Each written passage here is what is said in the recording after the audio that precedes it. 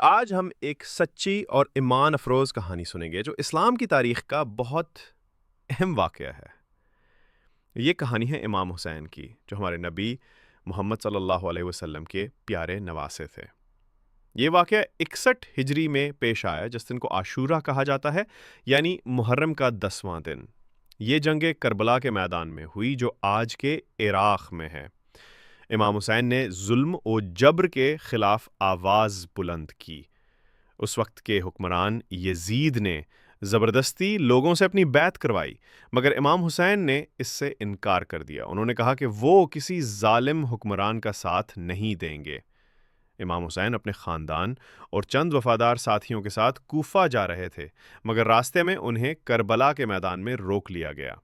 یزید کی فوج نے انہیں گھیر لیا اور پانی تک بند کر دیا گیا۔ بچے پیاس سے بلکنے لگے، مگر امام حسین اور ان کے ساتھی صبر سے کام لیتے رہے۔ عاشورہ کے دن ایک ایک کر کے امام حسین کے ساتھی شہید ہو گئے۔ آخر میں امام حسین نے خود میدان میں اتر کر بہت بہادری سے لڑائی کی، لیکن وہ بھی شہید ہو گئے۔ ان کا سر نیزے پر بلند کیا گیا، مگر ان کی قربانی نے پوری دنیا کو سکھایا کہ حق کے لیے کھڑا ہونا کیسا ہوتا ہے۔ امام حسین کی قربانی ہمیں یہ سبق دیتی ہے کہ ہمیں ہمیشہ سچائی، انصاف اور ایمان کا ساتھ دینا چاہیے۔